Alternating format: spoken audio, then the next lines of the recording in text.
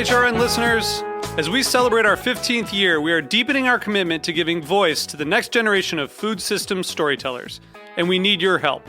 Our internship and fellowship programs help activate new possibilities for underrepresented and underestimated young people through experiential journalism, audio engineering, and production training. Through these unique programs, HRN helps food equity stewards build essential workforce readiness skills that expand their potential and foster economic mobility. Please consider supporting these critical programs. And with a minimum donation, you can be entered to win a dinner for two at an amazing restaurant in one of 8 cities and tickets to a concert at a great venue in one of those cities. We have incredible partners across the country who have donated, as they also share our passion for helping to educate the next generation of food systems storytellers. Check out heritageradionetwork.org/15 to donate and enter to win today. That's heritageradionetwork.org/15 to donate and enter to win today. And make sure you donate before March 31st. Thank you. This episode is brought to you by MoFad, the Museum of Food and Drink, inspiring public curiosity about food. Learn more at mofad.org. I'm HRN's Executive Director, Katie Mosman-Wadler, with a preview of this week's episode of Meat and Three, Heritage Radio Network's weekly food news roundup. This week, we're celebrating Black culture through the complicated lens of agriculture. We speak to Carla Hall about her uncompromising soul food recipes. And I was like, what am I doing? Why am I changing my family's history for another culture? We also hear from Gabriela Rodriguez at Harlem Grown's Youth Farm Uptown. About empowerment and, community resilience building through this work. Food is kind of just a vehicle. Leah Penniman addresses feeling like an outsider in the farming community. I could count on my 2 hands the number of people who appeared to be POC, people of color. And so I literally would go around little slips of paper and say, hey, meet at 1 o'clock under this tree so we can talk. Tune in to this week's Meat and Three on Heritage Radio Network. That's Meat +THREE, available wherever you listen to podcasts.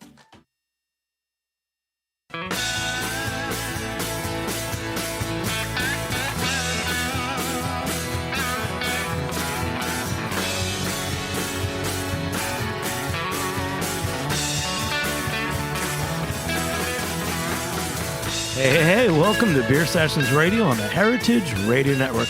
Hey guys, I'm Jimmy Carboni, the host of Beer Sessions Radio. This is our special New York City Beer Week episode. We're going to go pretty deep today with one of our longtime guests and the brewer owner of Big Alice, Mr. Kyle Hurst. How are you, sir? Awesome, Jimmy. We've got a great room in here tonight on Heritage Radio Network. We've got Matt McCall from Coney Island Brewery and Kevin and Danny from Island to Island. Hey. And Danny, it's been special. We've had you on this whole month of February. It's really great having you here. You're doing a live Instagram. Thank you. That's pretty awesome. And Kevin, so great to see you, man. Nice to see you. We really love this New York City craft beer community, so this is a special show.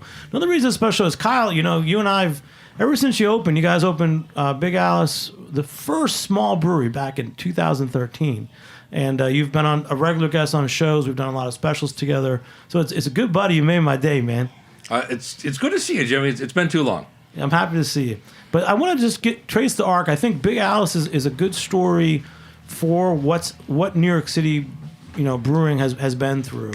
Let's go back to the beginning. So 2013, when you guys opened, you were, if not the smallest, one of the smallest breweries in the whole city. But back then it was the norm. I remember that a guy on Long Island, Blind Bat, had opened with like a 1-barrel system in his garage, and Richie Castagna at Bridge and Tunnel, the same thing, had these licensed garage breweries.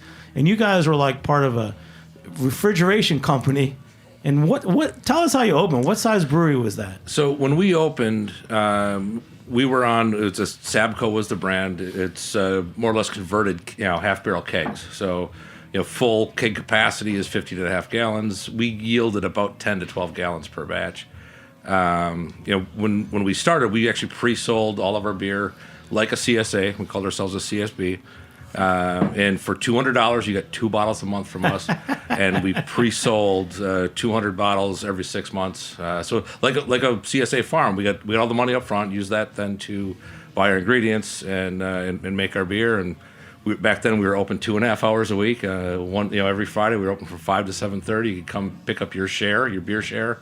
Every now and then we had a couple extra bottles to sell, maybe as many as a dozen, and after 3 rounds of that, we realized we had quite a long waiting list, and maybe we should pursue this a little bit further. But it was so quaint, and everything was small and very crafty back then. Quaint is a word for it, for sure. But there's something I loved about that, and one of your beers was a carrot beer.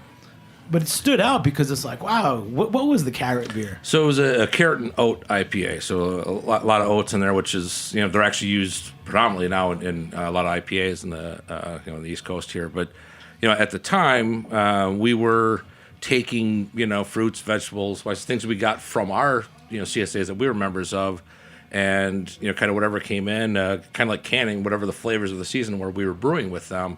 We did 6 or 8 beers a month. We brewed 1 weekend a month.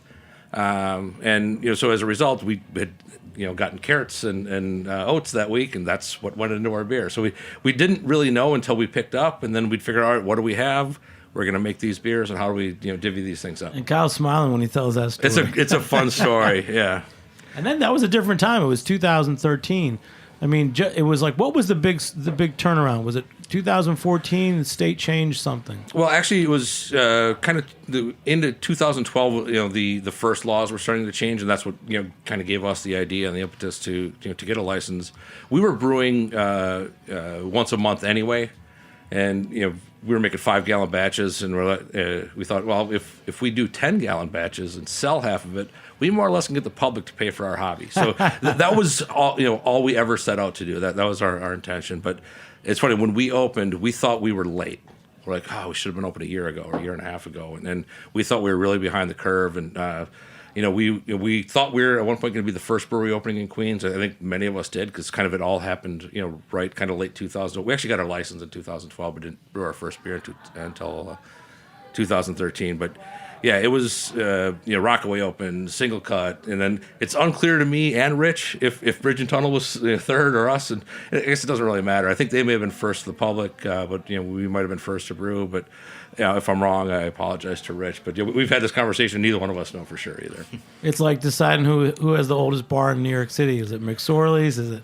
Yeah, there's always a caveat. In? Right. Yeah. One day that'll be you. Be like, what was the first brewery in New York City? Way back then. Well, oddly enough, the first brewery license in Queens wasn't any of us. It was Beyond Kombucha, if you remember those guys.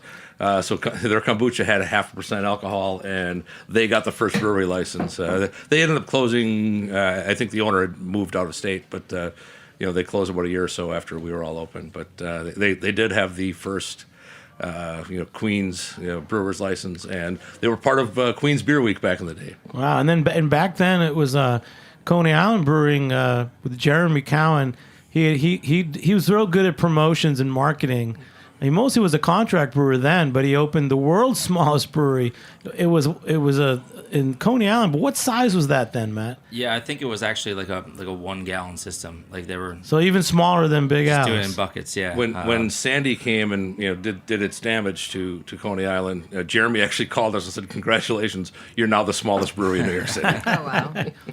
But I don't know if you heard anything about, Matt, now you've been the brewer at Coney Island Brewing now for, like a year now? Year and a half, yeah. Yeah. Have you heard anything about those early days? They weren't that long ago, but they are kind of early days. Yeah, so interestingly enough, I mean, not so much from the source, but when I got hired at Coney Island, I kind of watched some YouTube videos and kind of learning about Coney Island history, and one of the first videos that pops up is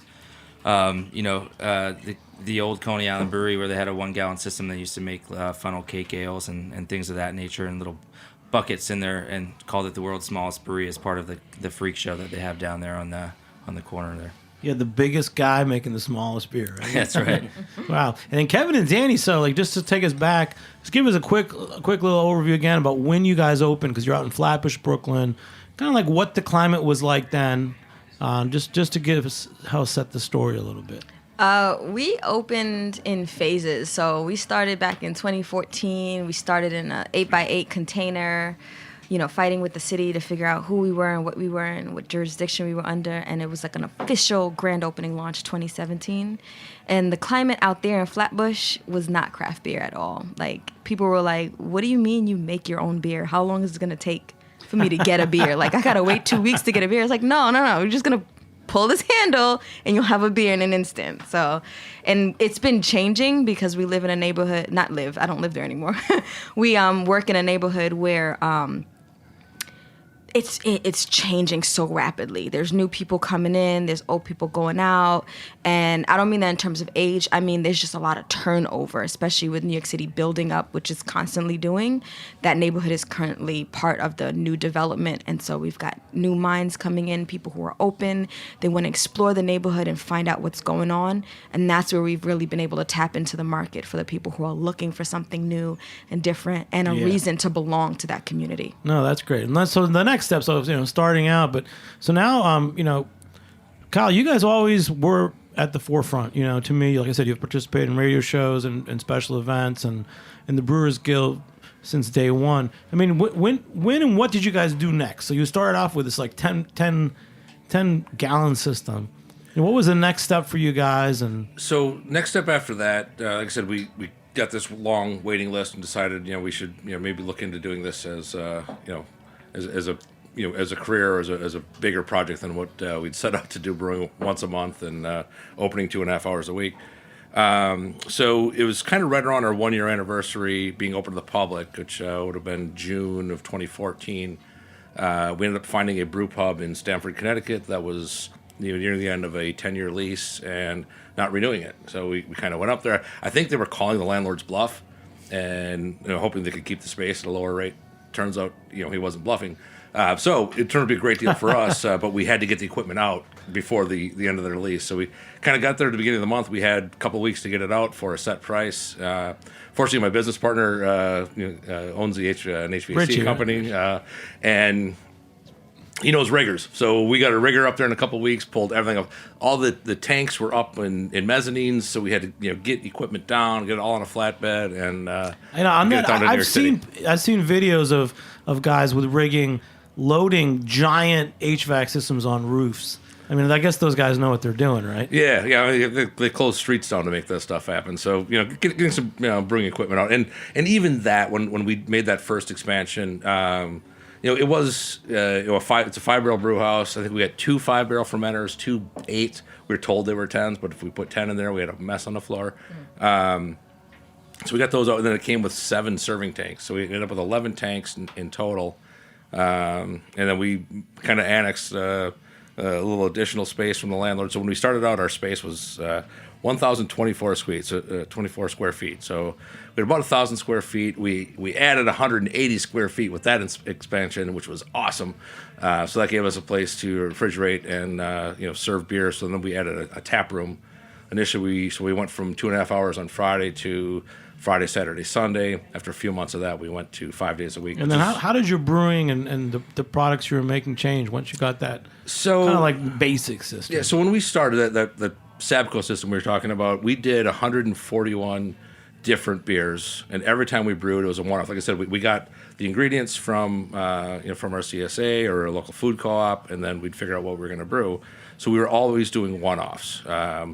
You also made a lot of I would say interesting beers, like a lot of stronger beers, interesting stouts. Yeah, I did the math. Things that for me were too almost undrinkable. They were so strong sometimes. We averaged about 11%. I think the biggest beer we ever made was 15.3. But yeah, we had some. Matt, you have no idea. You get the special bottle. Every once in a while, I would do at Jimmy's 43. I'd do a Big Alice bottle night, and I would open a couple of bottles and be like, "This is great, man! 11% stout." Probably, we gave them all style names, but they probably were all barley wines at the end of the day. But really big beers, boozy, really malt forward, and while that kind of worked for us at that stage, it wasn't awesome, for a long term. Once we opened a tap room, we wanted people to sit down and have more than one beer, without getting ill or too drunk to leave our space. So we dialed that back. So initially we introduced a few new beers and a couple of favorites from that old system. The first beer we repeated ended up being our Jalapeno Rye, and I brought a version of it tonight. But the reason we ended up being that our first regular beer is the lines, the draft lines from putting a jalapeno beer through it ended up getting stained, and we had it in a 10-barrel serving tank, which was equivalent to 20 kegs. And by the time we tried to put something else on, even though we cleaned the lines, the damage was beyond repair. We were talking about it before. We're gonna jump ahead and talk about that later because I know Matt's smiling and Danny's smiling. So delicious. You know I can't about wait that. to try the barrel aged one. Oh my God. But let's jump over. So Matt, since the time you've come into Coney Island, we had you on last week, but give us a recap. So you guys are at the minor league baseball stadium in Coney Island. There's a brewery there, Right. and since you've been there, what changes have you made there? Yeah, so I mean, changes are always happening in Coney Island in general. Right now, they have our entire street ripped up, replacing storm drains and things. After Sandy happened, they realized the infrastructure just wasn't ready to handle, that kind of flooding. It was about 6 feet up in our current space, the water was. So that going on with the new construction, they're putting up all kinds of apartment buildings and stuff. They decided to replace all the drainage systems and the water mains and all that, which is awesome. It's going to be great when it's done, but right now it's kind of a mess. So we actually had to kind of close down for a month because of it. But outside of that, our space since I've been there, and since we've been there, I should say, is 1,500 square feet. Not much bigger than what you got at Big Alice. And our tap room is probably about 500 of that. So it's really small. We can only fit 8 people inside. But we recently took over the space next to us, which is about 3,000 square feet. So that's all going to be retail space. We're knocking down some walls in a couple months here and hope to be ready by June for it. But it's going to open up a lot more options for us, not only to get more people in the door, but to kind of not be such a seasonal brewery, because when you can only fit 10 people in your tap room at a time in the winter, it kind of makes it difficult to have any kind of events or reason for people to come. Do you know when the Coney Island Mermaid Parade is? It's in June. I believe it is June 15th. Don't quote me on that. I'll have to look it up during the break. But yeah, that's the day to go out there. Maybe not for the faint of heart, but it's a great day. It's a phenomenal time. So, and Danny, and so like again, when you guys first started, I know you had certain visions of what you were going to make. I think you were also making like Caribbean-inspired juice fermented drinks. What did you find back then was the easiest thing to sell, the thing that people were most willing to buy? Beer. Tell us, Kevin. Come on. Yeah, come on. Kevin, you came all the way from Texas. Come on. I've been waiting for you for 2 weeks. So I think the easiest thing for us to sell was our sorrel-infused IPA, which was hopped like a regular IPA, dry hopped, but it had a little honey and sweet finish to it that people really enjoyed, but still had that aroma and bitterness from the hops. So I think that one was... Yeah, that was the easiest. Yeah, that was the easiest to sell. That was the Mighty Sparrow. And then we had another one that was called the beer that Marlon does order, which was literally a regular ass beer. Like, that was what it said on the menu, regular ass beer. Tastes like beer? Yeah, just tastes like beer. It's just like plain old beer. Nothing special. I think it was like a blonde. It was nothing special about it. It was balanced. It was just a good beer. So people was like, oh, you sell beer. Like, yeah. And then we were like, we also make it. And then that confused them, but it was a regular beer, so yeah. They were good. It was a good replacer to like a Corona. Yeah, that's good. And Kyle, let's keep going forward with you, man. So, you guys had the new system, you had your tap room open, and what beers were moving for you guys? How did you guys evolve from those single large bottles of 11% beer? So when we first started, we still tried to do bigger beers. Well, we weren't doing the 11% and the 15% anymore. We did a honey wheat beer that still checked in at about 9%, and so all of that kind of made it. We did a gunpowder tea beer that was also probably 9.5, and all of that was great, and people loved it. But I don't know if they loved the beer as much as they loved the alcohol content. But we, for the first probably year of having our tap room, we didn't sell any IPAs. I was kind of making a point, but I was cutting off my nose to spite my face, because no matter what you have on, to Kevin's point, your best selling beer is going to be your IPA, because that's what the public knows. So we had people, we finally got to the point where people were coming in, they were looking at our draft list, which is really diverse and all these different things going on, but there were no IPAs. So people, after somebody actually walked out without buying anything, I'm like, you don't like craft beer? Yeah, but I don't like IPAs. I'm like, I really kind of cringed at that. I'm like, you're kind of missing the point, because there's really a lot to really like and enjoy. And the reason I did that was, like, as Americans, we were raised, watching the macro beer commercials, and I don't remember which brand it was anymore, but there was the bitter beer face commercial. So we've been programmed to think that bitter is bad, and I love craft beer, and I didn't want somebody who was new to craft beer to be their introduction to craft beer to be an IPA. So if you've only drank American lagers, and then your introduction to what we do is an IPA, you're gonna be like, nope, not for me, and never come back. So I was really trying to avoid that, and like I said, I was trying to make a point, and it was foolish of me. But so we started. Now we do a wider variety of beers, and including a couple of different IPAs. And quick, what are we drinking? Because this is somewhere to get to in the show. The New York nice segue, Smash Jimmy. Beer. Yeah, so we're drinking our Smash beer, which the educated consumer out there will know that a Smash is a single malt and single hop. For New York City Beer Week, the New York City Brewers Guild does a brew every year that's state malts and state hops. So this IPA is 100% New York State malts and hops.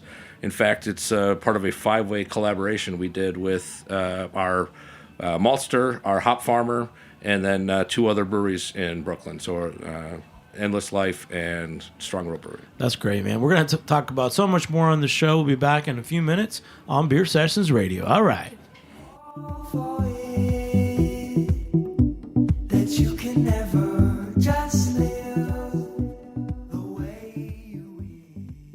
This episode is brought to you by MoFad, the Museum of Food and Drink. Featuring a variety of interactive displays, MoFad encourages eaters of all ages to be curious about food. The museum currently operates MoFad Lab, a 5,000 square foot experimental space in Williamsburg, Brooklyn, where Chow, making the Chinese American restaurant, is currently on show until the end of March 2019. This exhibition celebrates the birth and evolution of Chinese American restaurants, tracing their nearly 170-year history, and sparking conversations about food culture, immigration, and what it means to be American. It highlights the evolution timeline of Chinese American restaurant menus, dating back to 1910, and also highlights a tasting section where participants get to enjoy tastings created by the country's most talented chefs who specialize in Chinese American cuisine. Make sure you check out Chow while you still can. The exhibition closes at the end of March 2019. Check out MoFad's tastings and extensive event calendar at mofad.org/events.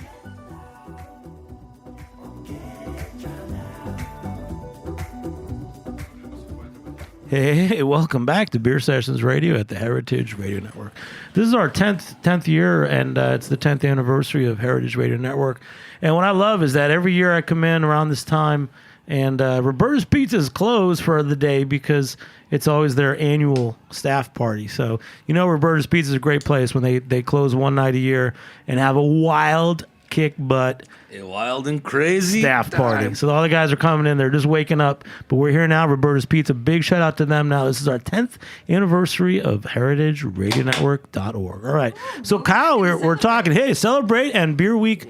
As you were talking about IPAs in your tap room, both Kevin and Matt were nodding. So Kevin, what were you going to say about, I know you wanted to say something about it because you said the first beer that you really had in your tap room that was selling was IPA. But yeah, we've learned very quickly that IPAs sell. So at one point, I think we had 4 on. We had an Imperial, a New England, and then 2 others. I believe IPA stands for Instant Profits Ahead. Yeah. I'm going to put that on a can. Yeah, someone quick better trademark that one. Actually, I got it from the New York State Brewers Association, so I can't even claim that myself. Copyrighted. Yeah. What are we drinking next here? Hey, wait, let's keep on, Matt.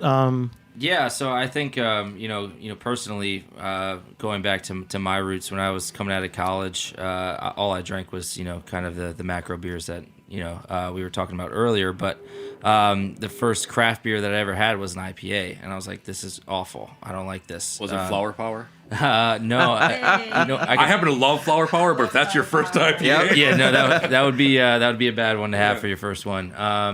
For the life of me, I can't remember what it was. Probably a Sierra Nevada, which happens to be one of my favorites now, which is kind of ironic. But yeah, I just remember being like, "This is just so bitter. How do people like this?" And that's kind of how I felt about beer at first too, I guess. So it's just kind of a progression from. And to your point, anytime somebody's new to craft beer, especially at our brewery, they're like, "Oh, I don't like beer." I'm like, "I bet you I got something for you. Let me." So what do you have for them? Normally, since we're so seasonal, most of our traffic comes in the summer. I'll have at least one sour, or something light like our Kolsch beach beer or Mermaid Pilsner, something like that. It's really approachable. That's not over the top in flavor, but kind of. And there's a long running joke at I'll probably get in trouble for saying this, but that's okay. Our Merman IPA, I always call our gateway IPA because it's the kind of the IPA to lead you into other IPAs, and it's because it's not bitter. That wasn't. I thought you were going to say something offensive. Or... No. Well, I was ready to Matt was going to put the beep on you. Yeah. Gateway, watch out. Gateway IPA. And Kevin, what do you guys serve? So instead of the IPA, when someone's what was that beer you said? You have the regular beer? What is your regular beer? What is our regular beer now right now? Different. It's the Trini Sweet Tea now. Yeah, so right now we have pale ale with a little bit of Simcoe and sorrel. It's just 2 grains, hop, and sorrel, and that's it. That's regular, nice, bright color, and people love it. Again, when you guys started, I remember, Kevin, you were married, but were you more of the brewer from the beginning? What? Or you both were brewers? When we first started... I don't know, Dan. You're starting to fight, Jimmy. When we started, I thought she was out of her mind, to be honest with you. I thought it would never work. I thought she was just making stuff up, but, I married her for a reason, and, I just stood by her, and... she was doing a lot of the brewing. She was doing a lot of the heavy lifting and the research. And then I don't know what happened. I guess she had to go back to work and, to fund the business. And I just started doing all that. And it just put a fire in me. And I just started making up stuff, not following any recipes, just throwing together what I think tastes good. Amen. Yeah, and I'm going to step us back to the first beer we were drinking, the Smash beer. Again, Kyle, what's that beer? So Big Alice, what? It's a 100% New York State IPA. We called it agriculture because it's brewed with our hop farmer, with our maltster. So it's, like I said, 100% New York State malts, hops, 2 other breweries in Brooklyn. Strong Rope sat in with you? Yep, Strong Rope and Endless Life, who isn't open yet, but they'll be opening soon. So the 5 of us all got together and made this beer. There's an argument out there that we're looking to disprove that you can't make a good IPA with New York State ingredients, and we're hoping that we're proving that wrong with this beer. Yeah. Well, then on that note, just quickly, so Kevin and Danny, are you guys also a New York State farm brewery license? Yes. And what are some other ingredients that you guys are using? And I actually want to get into talking about the quality of ingredients and that aspect of buying in New York State. Yeah, right now we're using about 60% New York State grown ingredients. That's between grain, hops, and apples. Most of our beers are about 100%. On the hops right now, we switched over to 100% hops just because we have to buy so much to work with the hop farmers. And I think that we came up with a nice mix that complements the style of beers we make, which are really fruit forward. And then we do adjuncts that are only ingredients that grow in the Americas. So from Canada to Argentina, Mexico to the Caribbean, we focus on indigenous American ingredients as adjuncts outside of New York. Yeah. And Kevin, Kyle, earlier you were saying that just now New York State's starting to actually audit and try to track really how this program has been doing. Right. So the farm law, the Farm Act that was passed, I believe it was 2012 when that was passed, and we opened without it. We ended up switching early in 2013 to get our farm license, but until it used to be 20% until January 1st of this year. So now the minimum requirement is 60% for malt and 60% for hops and then 60% for all other ingredients. And when we first got our farm license, we had to get our malt from a maltster in Massachusetts. Yeah, Valley Malt, right? Yeah. And so we had to get our malt from them, and we had to make sure that they were giving us New York State grown grains that were malted. So you don't grow malt, you grow grain. The grain is then malted. So we had to source it from out of state, which was kind of an odd thing. But the good thing was kind of over each year, So the following year there was 1 maltster, then there was 3, then there was 7. I think we have 13 or something now. So the purpose of the act was to encourage agriculture within New York State, and those numbers support that. And I wish I had the actual numbers in terms of number of acres growing hops and growing grain at this point, but it's really grown exponentially, and it's been pre-prohibition New York State was the number 1 hop producer in the country.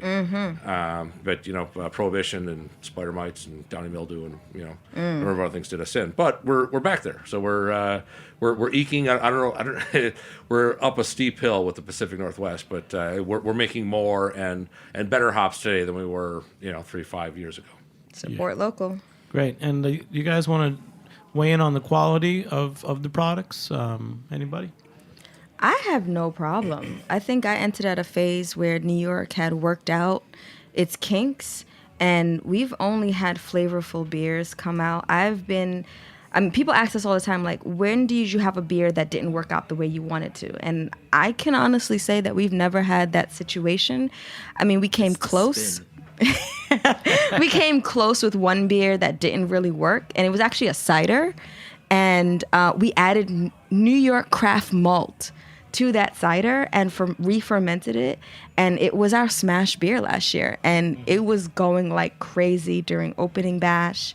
It was going like crazy at Randolph during the Rupert's Cup, even though we lost because it wasn't any particular style. It was a Graf. And it sold out in the tap room faster than any beer to date. And it's funny because that was the one beer that we had a hiccup with, and we added some New York craft malt to it, and it was fine.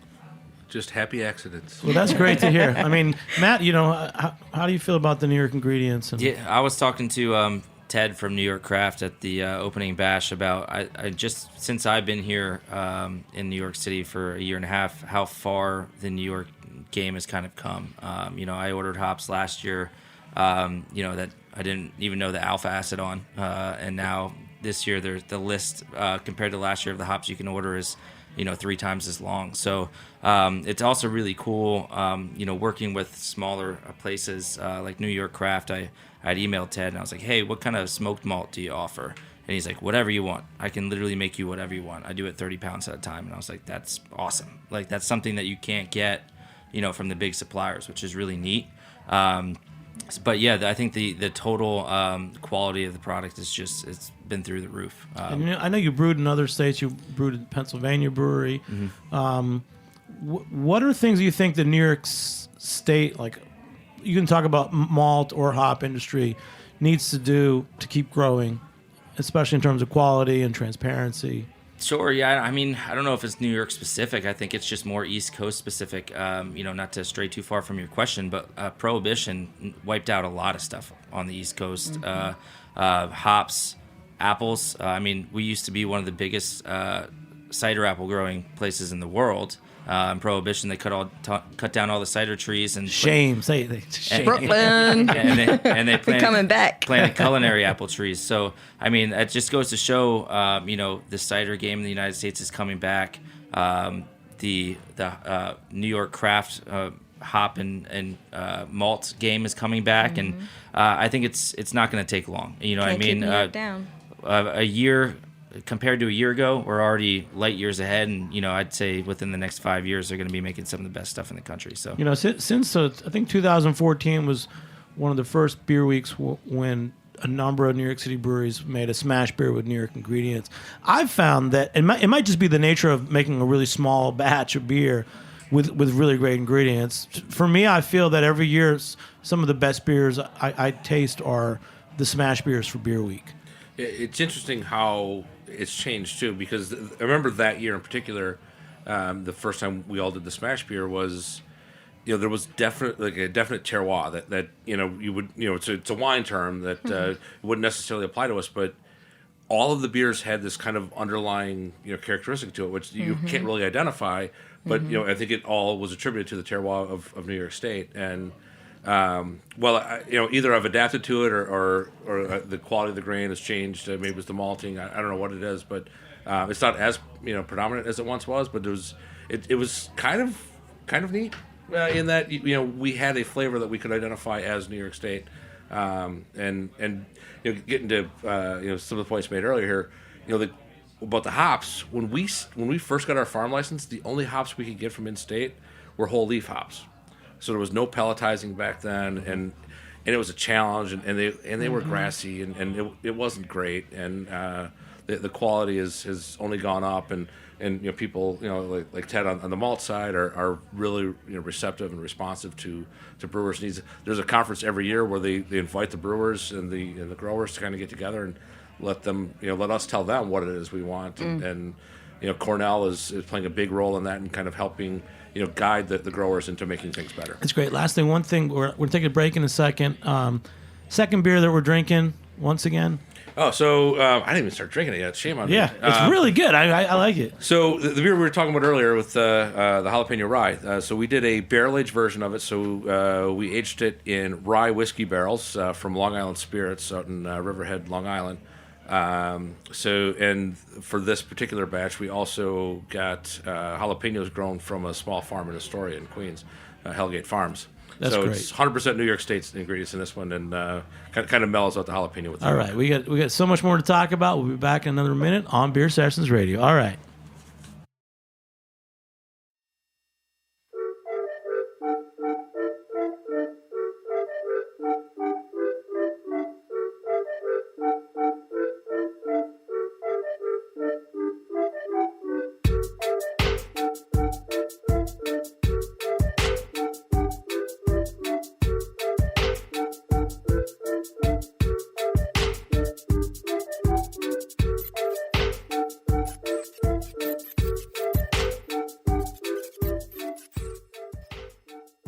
Are you enjoying this podcast? Heritage Radio Network has plenty more. It's Todd Shulkin, the host of Inside Julia's Kitchen here on HRN.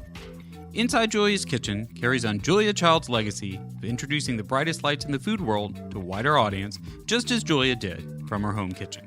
Look for Inside Julia's Kitchen wherever you listen to podcasts and on heritageradionetwork.org.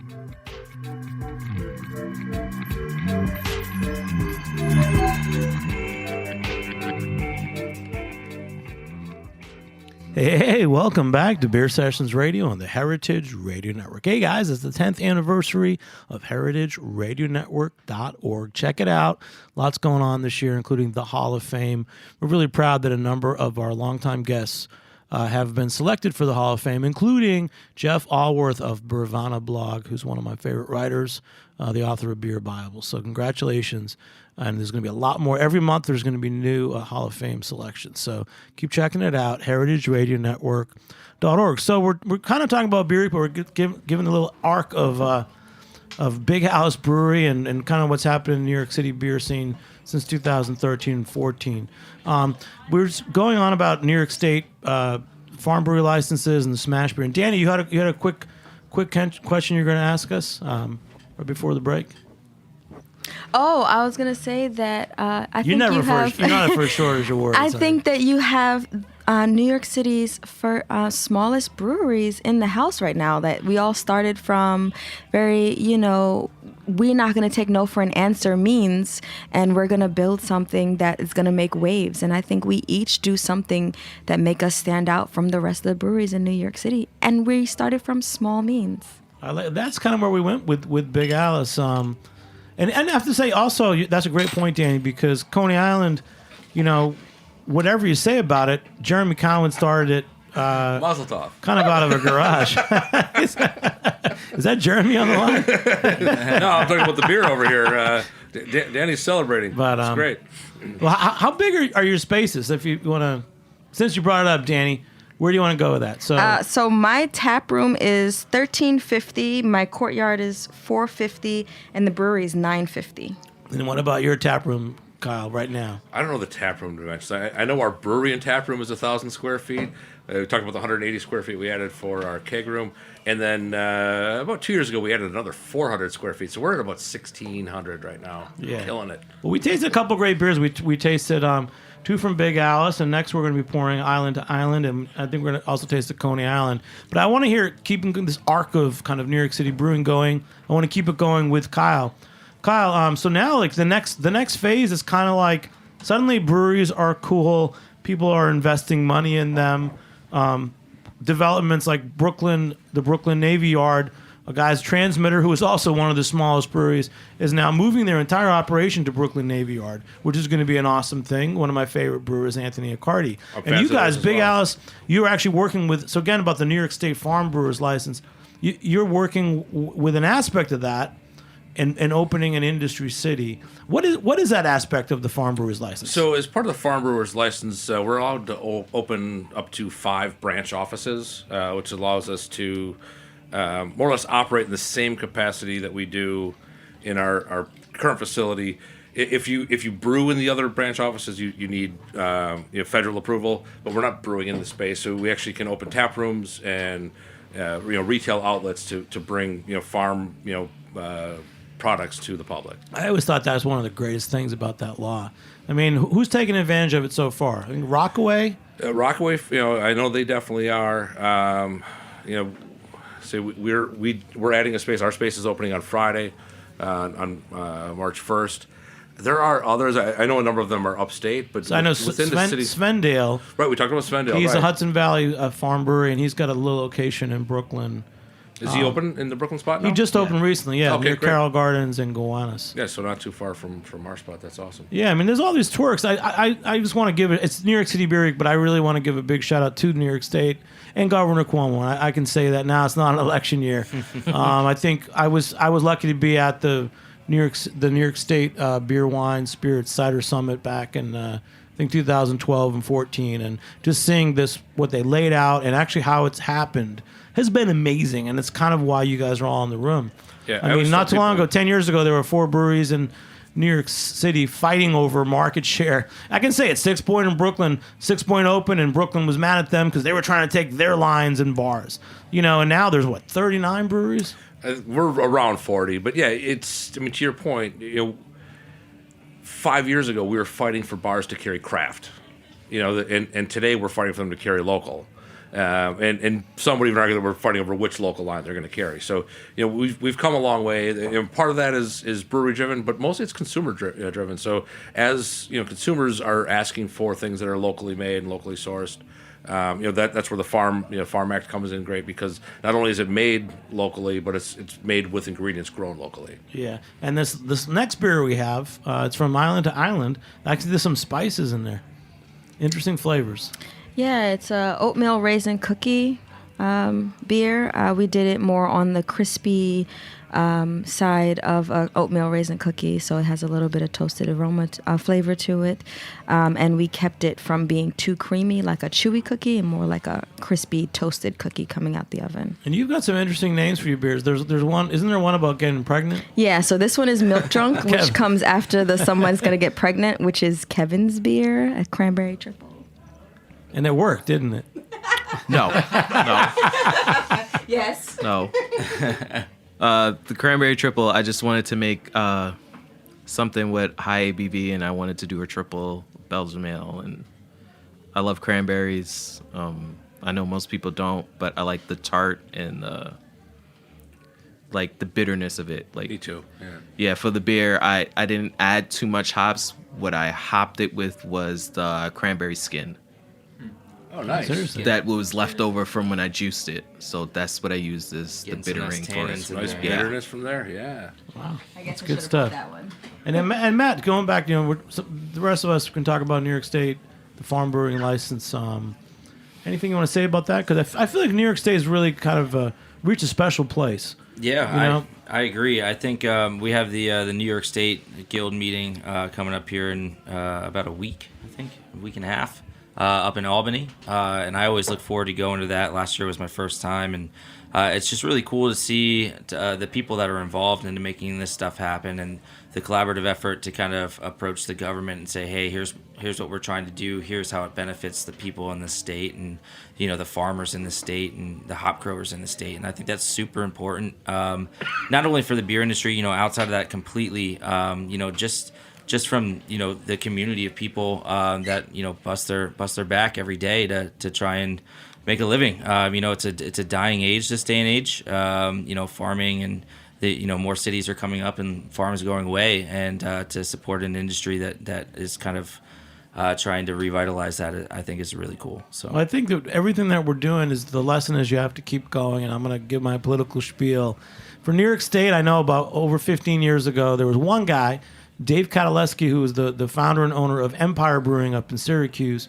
He happened to be pushing for New York State beer reforms way back when. He was kind of a one-man operation, ran the New York State Brewers Association before there was funding of any kind. And he kind of started it all, led to the governor having a summit and providing funding. And with funding, the New York State Brewers Association was able to hire someone, Paul Leone, and grow. And a lot of things happened. The New York State Liquor Authority made a lot of reforms that were overdue since Prohibition. And then I think my lesson for the New York City Brewers is what we're seeing is, I remember, Kyle, in 2014, you guys were newly formed. You just took over for Beer Week.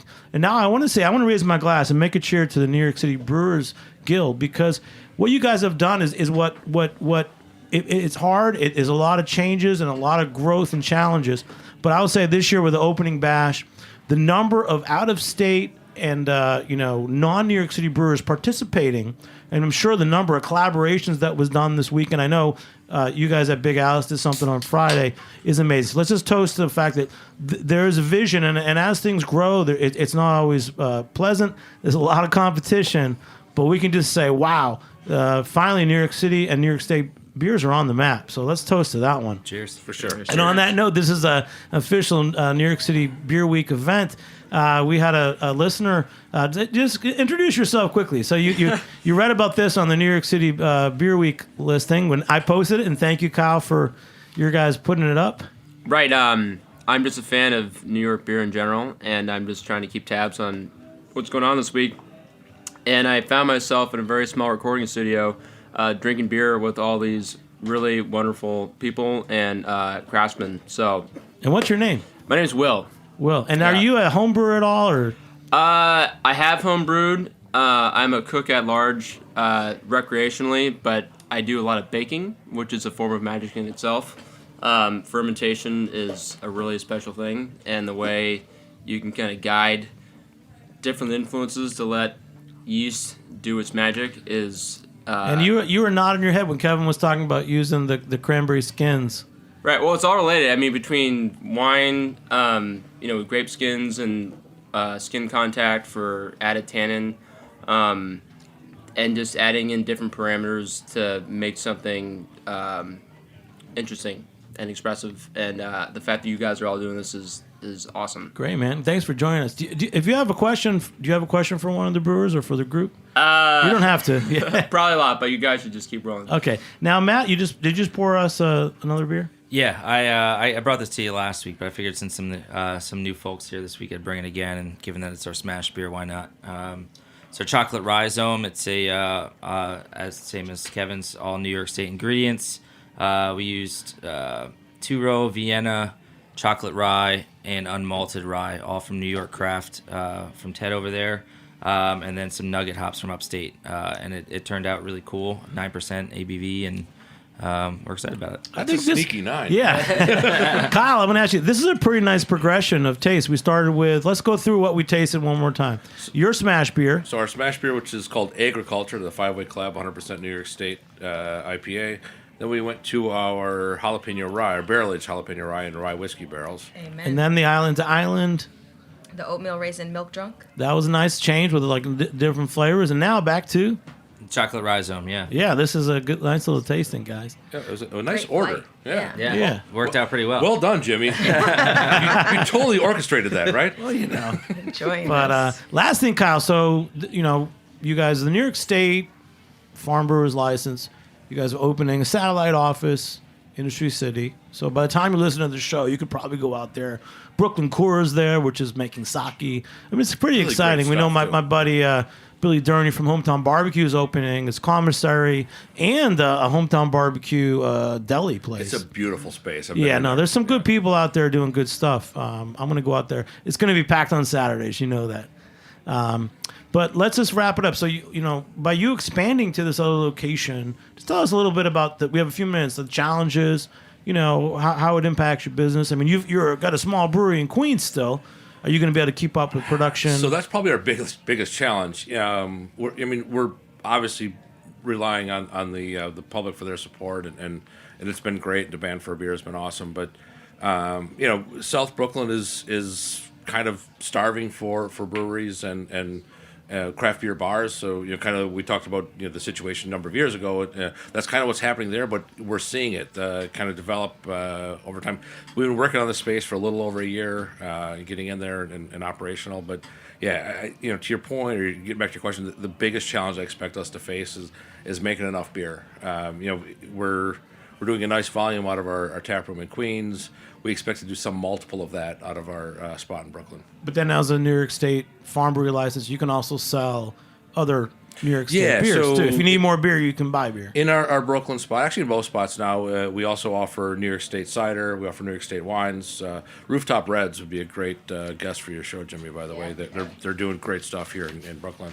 But yeah, so there's a lot of other things. We can do spirits. We're still steering away from that in our New York State spirits from our tap room. I'm trying to keep us away from being a bar and more of a tap room, but it's not out of the question for us. Yeah, we can talk about that'll be a whole nother show. We'll talk about why does beer compete with liquor? When you have a bar, that's another show. Matt? Yeah, real quick. I think, my wife and I were lucky enough to come last week when you guys had your event, and the space is really cool. And to your point about South Brooklyn breweries, like Coney Island is really outside of, I guess you can consider... is Coney Island Brooklyn? Yes, it is. Is Rockaway Brooklyn or Queens? Rockaway is Queens. Yeah, it's about as far south in Brooklyn as you can get. But, between us and... Is Evil Twin Brewing in Brooklyn or Queens? Queens, Ridgewood. Brewing is in Queens. Yes, their tap room is not. Yeah, but between us and Five Boroughs, we've always been friends, and to have that kind of presence from you guys coming into South Brooklyn, I think is huge, because we've been trying for years and years and years to show that craft beer is in South Brooklyn and it's good, and to have more people kind of bring light to that, I think is awesome, especially in your space. It's really, really cool, and we're looking to working with you guys to kind of grow that. That's great. And you guys, Kevin and Danny, want to wrap anything about your Flatbush location? Anything for the future? Lager and Jerk Wing Fest on Saturday. Tell me again, because I'm you gotta go. This is we're gonna have 4 lagers on. We're doing IPL, Saturday, Dunkel, March, Vienna, and a Common. March 3rd, March 2nd. March 2nd. Yeah, come and drink. Get your tickets now so that you can drink all night. More at the door, of course. What are the best trains to that part of Brooklyn? 25QB. Okay. Yeah, and we have that bus, the 49 and the 44, direct from Williamsburg. And last week you said you're brewing 4 lagers for this event. Yes. And I think that sounds great. Yeah. But do you think anyone shaking their head that that's not the right thing? Oh yeah, there was someone shaking their head at us for sure. I'm shaking my head because we had to get it done in a month, and being out of state, it was a little difficult. So I find myself this week having to rack 3 different beers and get it in kegs and super fast. Get it ready to go. Yeah. But I have to say, Kevin and Renee, I want to shout out to them, my team members. They've really been buckling down and getting these lagers out. I was here taking care of the ferments while they were brewing, changing the temperatures, making sure it was regulated. And they are literally on deck this week, making sure that they get out of the fermenters into the bright tank. Matt, I think we're going to the Jerk Wing and Lagerfest on Saturday. Yeah, man. All right, so everyone, this has been a great show, guys. Again, New York City Beer Week. It's so great to be able to talk to you guys a little more in depth. I know it's a very busy week for everybody, and this has been the highlight of my week. On Thursday, I'm going to be at the Gate, Brooklyn, going back to old school beer bars, Good Beer Seal tradition, which kind of started all this stuff in 2009. There's going to be a number of beer bar owners from around the state who now are brewers. So there's Thin Man, Rare Form, and Alewife. All of them were former long-time. If you heard of the Ruck in Albany, he's got a brewery. You heard of Mike Schatzel in Buffalo. He's got Thin Man Brewery, and you got Crazy Patrick Donaher. I can say that Crazy Patrick Donaher is Alewife Brewing. I'm going there from here. Yeah. So. But it's been great. So, guys, everyone, just one more time, just say your name, and let's go around the room, and we're going to close it out. Sure. Matt McCall, head brewer, Coney Island. Kyle Hurst, Big Alice Brewing Company. Kevin Brathwaite, Island to Island Brewery.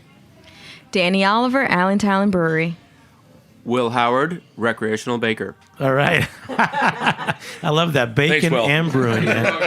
Because thanks for joining us. Big shout out, producer Justin Kennedy, engineer Matt Patterson, intern and assistant producer Dylan Hoyer. Thanks for joining us. I'm Jimmy Carboni, the host here on Heritage Radio Network. We'll catch you next time on Beer Sessions Radio. All right. Whoop. Yes, baby. Thank you.